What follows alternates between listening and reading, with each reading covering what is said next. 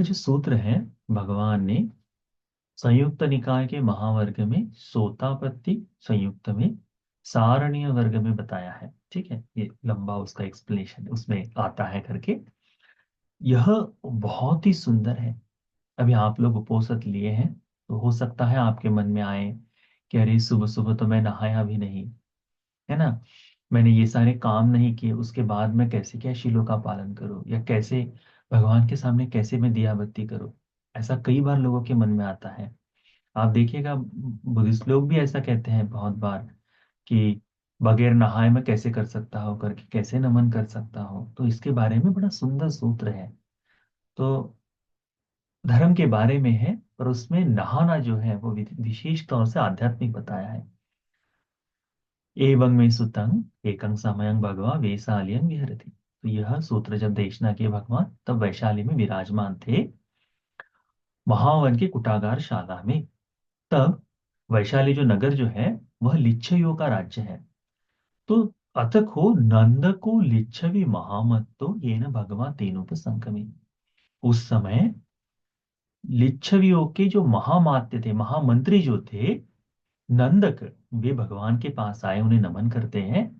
नमन कर कर एक और बैठ जाते हैं। एक और बैठे लिच्छवी क्यों महामंत्री नंदक को भगवान बुद्ध जी कहते हैं, चतुही को नंदक धम्मे ही समन्नागत तो हरिय साव को सोतापन्नो होती। भगवान कहते हैं नंदक को कि नंदक, इन चार धर्मों से युक्त व्यक्ति श्रोतापन्न कहा जाता है। श्रोतापन्न, ठीक है। श्रोतापन्न कहने के बाद ये श्रोतापन्न की विशेषता, विशेषण, गुण, लक्षण जो है वे जोड़े जाते हैं। जैसे अभी हम भी आजकल बातचीत करते समय किसी व्यक्ति की प्रशंसा करते समय या कुछ कहते समय उसके सामने उसकी उपाधि जोड़ देते हैं, उसका विशेषण जोड़ देते हैं, उसका लक्षण जोड़ देते हैं। तो भगवान बुद्ध जी उसी तरह से बताते हैं, क्या कहते हैं, आर्य सावको सोतापन्नो होती अविनीत पात धम्मो नियतो संबोधि परायणो। यानी ऐसी जगह पर आ गए जहां से उनका विनिपात नहीं हो सकता, चार अपायों में नहीं गिर सकते। अविनीत पाद धम्मो, नीचे की ओर चार अपायों में दुख भोगना, वहां जन्म असंभव हो गया है। नियतो संबोधि परायण, नियत है, निश्चित तौर पर संबोधि को प्राप्त करेंगे। यानी इस लोक पे उन्हें कोई नहीं रोक सकता, उनका केवल जाना एक दिशा में हो गया है। कई बार हम लौट के आते हैं ना, जाना है, कुछ रह गया तो फिर पुनः लौट के आ जाते हैं। श्रोतापन्न का ऐसा नहीं होता। वह एक बार निर्वाण के लिए निकल गया तो अधिक से अधिक 7 जन्म, 8वां जन्म उसके लिए नहीं है। 8वें जन्म का दुख जो वो भोग ही नहीं सकता। इसीलिए उसे कहा है अविनीत पात धर्म नियतो संबोधि परायणो। तो ये श्रोतापन्न का लक्षण है, श्रोतापन्न का विशेषण है। श्रोतापन्न प्राप्त का फल प्राप्त किए व्यक्ति के लिए यह विशेषता से भगवान ने बताया है, और हमें इसकी कोशिश करनी चाहिए। क्योंकि 7 जन्म और खत्म। भगवान एक समय में छोटे छोटे कंकड़ों को अपने सामने रखते हैं और भगवान पूछते हैं कि भिक्षु हो, ये जो छोटे कंकड़ हमारे सामने रखे हैं ये ज्यादा बड़े हैं या ये विशाल हिमालय पर्वत। तो भगवान को कहते, भगवान हिमालय पर्वत तो महाविशाल है, इन कंकड़ों की तुलना तो उसके साथ की ही नहीं जा सकती, इसकी तुलना नहीं की जा सकती। भगवान कहते हैं इसी तरह से भिक्षु, जो व्यक्ति श्रोतापन्न बन गया है उसने जो दुख समाप्त कर दिया है वह इस हिमालय पर्वत की तरह है। अब जो बचा हुआ दुख है वो केवल इन कंकड़ों की तरह है करके। तो कितना विशाल दुख खत्म कर दिए हैं। हम, आप कैसा भाव जीते हैं इस लोक में, सभी सांसारिक वस्तुओं को पाने के लिए, सभी चीजों को, एक एक चीज को, इवन अध्यात्म की प्राप्ति के लिए हम कोशिश करते समय भी दुखित ही होते हैं। श्रोतापन्न का ये सब दुख खत्म हो गया है, तो इसीलिए श्रोतापन्न। तो भगवान कहते हैं इसे कि कौन से 4 धर्म है जिनकी प्राप्ति से श्रोतापन्न कहते हैं। तो कहते हैं कि यहाँ आर्य श्रावक, विशेष करके ध्यान दो, ये आर्य श्रावक ही है जो श्रोतापन्न बन सकता है। तो ये आर्य श्रावक यानी धर्म में आया हुआ, भगवान को शरण गया हुआ श्रावक जो है वह बुद्धि अविच्छ प्रसादेन समन्नागत, भगवान के प्रति अचल ऐसी श्रद्धा से युक्त हो जाता है। अचल, अडिग, चंचल नहीं, बदलने वाली नहीं। हमारी जो श्रद्धा अभी है वो क्षण क्षण पर बदलती है। हम बुद्ध का स्मरण करते करते हमारे सामने यदि किसी साधु का, संत का, किसी ईश्वर का स्मरण कर लिया जाए तो हमारा मन तत्काल उसके प्रति थोड़ा सा आकर्षित हो जाता है, होता ही है। यदि कोई कहे कि अरे इसका स्मरण कर लेने से, ये सब कर लेने से तुम्हें तुम्हारे इच्छित वस्तुओं की पूर्ति मिल जाएगी, हमारे मन में तत्काल लगा रहता है बुद्धिस्ट हो, परंतु कोई फर्क नहीं पड़ता, थोड़ा सा ये भी कर लो करके उस तरह से चिंतन चलते रहता है। हम लोग ऐसा ही करते हैं ना, बुद्ध धर्म में या फिर बुद्ध संप्रदाय में जिन त्योहारों का कोई बात नहीं कही जाती है, परंतु सांस्कृतिक तौर पर अपनाना है करके कहकर अंधश्रद्धात्मक रीति से ही हम कोशिश करते हैं। क्यों? क्योंकि वहां हमारी श्रद्धा डगमगाती है, अचल ऐसी श्रद्धा नहीं है। तो भगवान कहते हैं जब कोई बुद्ध के प्रति अचल श्रद्धा में आ जाता है तो वह पहला धर्म पूर्ण करता है। सोतापति अंग है ये। दूसरा है धर्म के प्रति अचल श्रद्धा में आ जाता है। धर्म के प्रति अचल श्रद्धा में आ जाने का मतलब है कि ऐसा भाव प्राप्त कर लेना जो धर्म के मार्ग पर हमें अडिग बनाए रखे। हम देखते हैं धर्म में चलते समय, करते समय किसी एक बात हमें रुचकर नहीं लगती, हमें लगता है अरे ये कैसे संभव हो गई है, और ये शायद हो सकता है भगवान ने न बताई हो, और शायद शब्द का इस्तेमाल ही नहीं करते।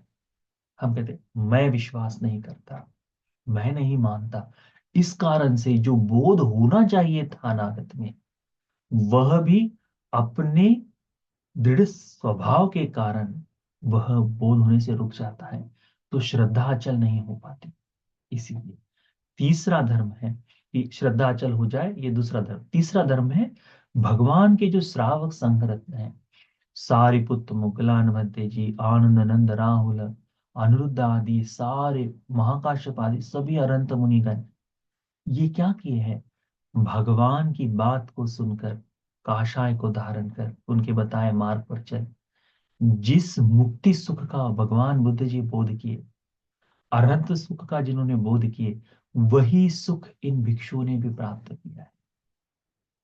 और वो संग है, अतीत में हुए, आज वर्तमान में भी उसी तरह से भगवान के नाम से, भगवान की वाणी के अनुगमन करने के लिए, उनके बताए मार्ग पर चलने के लिए, इन संघ के अनुसार जीवन जीते हुए धर्म की प्राप्ति के लिए कोशिश करने का प्रयास करने वाला है भगवान का श्रावक संघ।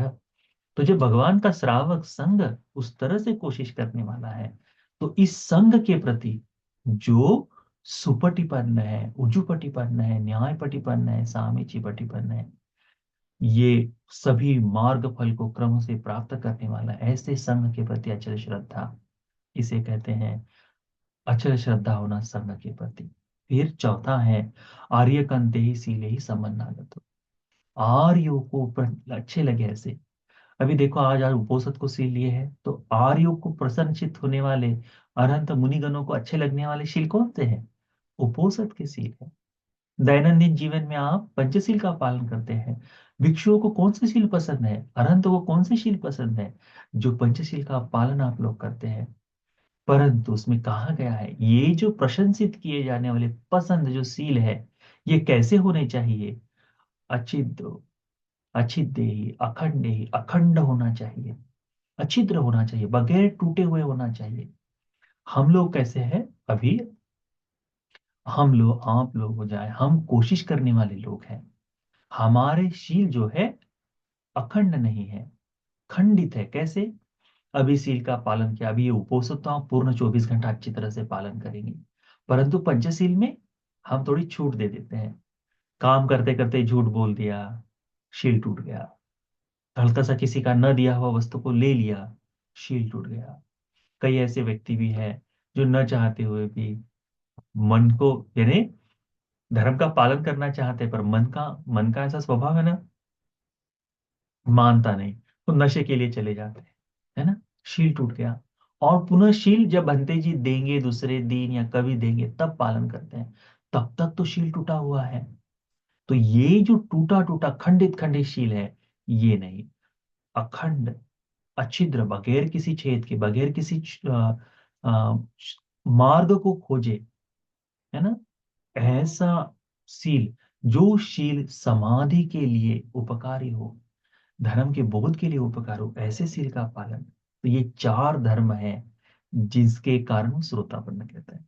भगवान कहते हैं, बहुत ही सुंदर बात इस नंदक को बताते, कहते हैं कि इस नंदक चतुर्धम में समन्नागतो आर्य सावको आयुना संयुक्त होती दिव्य न भी मानुष के न भी। यह जो व्यक्ति है, जो श्रोतापन्न बन गया है, चार धर्मों से युक्त हो गया है, वह दिव्य आयुष को हो जाए या मानसिक आयुष से युक्त होता है, यानी उसे आयु प्राप्त होती है, उसे वर्ण प्राप्त होता है, यानी सुंदरता उसमें आती है, उसे सुख प्राप्त होता है, उसे अधिपति भाव प्राप्त होता है, उसे ऐश्वर्य प्राप्त होता है करते, यश प्राप्त होता है करके। तो यह सारी चीजें उसे प्राप्त होती है कहते हैं। फिर भगवान कहते हैं उसे उसे विशेष करके कि हे नंदक, ये जो बात है कि इसे आयु प्राप्त होता है, वर्ण प्राप्त होता है, ये मैं किसी दूसरे श्रमण ब्राह्मण से सुनकर नहीं बता रहा हूं, अपितु मैं इसे स्वयं देखता हूँ, जानता हूँ, साक्षात किया हूँ। बड़ा ही सुंदर कहा है भगवान ने उस समय, क्या कहा है, अपि च यावदेव मया सामं ज्ञातं सामं दिट्ठं सामं विदितं तदेवाहि वदामि करके, कि यह मैं स्वयं अच्छी तरह से ज्ञात कर कर, सामं ज्ञातं सामं दिट्ठं, मैंने उसे स्वयं देखा है, सामं विदितं, स्वयं ही उसे जान लिया है, ऐसा तदेवाहं वदामि, तभी मैं तुम्हें बता रहा हूं।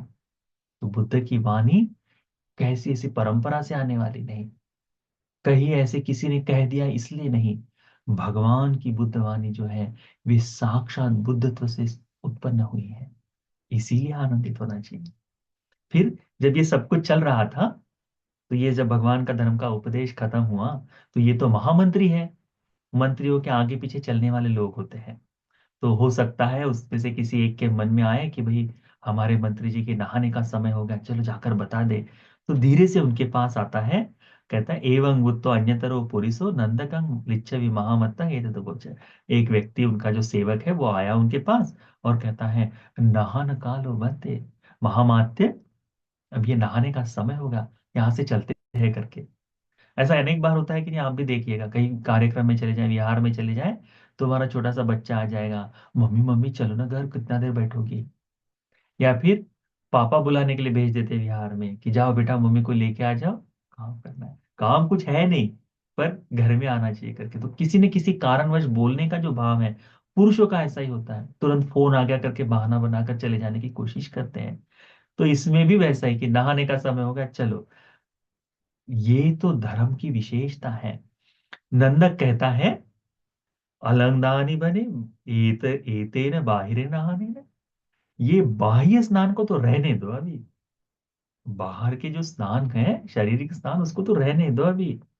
ये जो मैं अलंग मिदंग अज्जतंग नानंग भविष्यति, ये जो मैं अभी आध्यात्मिक स्नान से नहा रहा हूँ, यदिदंग भगवती प्रसादो, ये भगवान की श्रद्धा से, भगवान के ऊपर जो श्रद्धा जाग रही है, प्रसन्नता है, इससे मैं भीतर से नहा रहा हूं करके कहते हैं, है ना, भगवान के प्रति श्रद्धा से भीतर से नहा लेना कहते हैं। ये बाहरी स्नान, ये तो चलते ही रहता है, इसकी अधिक आवश्यकता नहीं। अब ये जो समय है आध्यात्म के नहाने की, तो आज आप लोग उपोषद का सील पालन किए हैं। उपोषद के सील में विशेषता आज आपको करना क्या है, तो बुद्ध का चिंतन, धम्म का चिंतन, संघ का चिंतन, दस कथाओं से बातचीत, 32 प्रकार की बातचीतों को दूर कर देना है, आध्यात्मिक जीवन जीना है। आज दिन भर धर्म नाम के पानी के टब में बैठे रहकर भीतर से आंतरिक स्नान करते बैठो, तो तुम्हारे लिए लाभदायी है, सुख के लिए होगा। तो ये छोटा सा धर्म का उपदेश भी आप सभी को इन उपोसत शीलों को अखंड तौर पर पालन करने के लिए बहुत ही सुंदर तरह से भगवान के प्रति, धर्म के प्रति, संघ के प्रति श्रद्धा को जगाकर आर्यकांत शीलों को प्राप्त कर श्रोतापन्न फल को पाने के लिए ये सारा पुण्य, सारा कुशल धर्म एकांततः उपकारी हो जाए। साधु साधु साधु। क्षमा याचना करेंगे। कायेन वाचा चित्तेन प्रमादेन मया कृतं अच्छयं खममे भन्ते भूरिपन्य तथागत। कायेन वाचा चित्तेन प्रमादेन मया कृतं अच्छयं खममे धम्म सन्दिट्टिक कालिक। कायेन वाचा चित्तेन प्रमादेन मया कृतं अच्छयं खममे संग पुण्यं कित्तं अनुत्तरं। साधु साधु साधु। ठीक, आशीर्वाद करेंगे सभी को। अभिवादनशीलिस् नित्यं वद्दापचाइनो चत्तारो धम्मा वर्धन्ति आयुर्नो सुखं बलम् आयुरारोग्य संपत्ति सग्ग संपत्ति में च अतो निब्बान संपत्ति मिनाते समिच्छतु।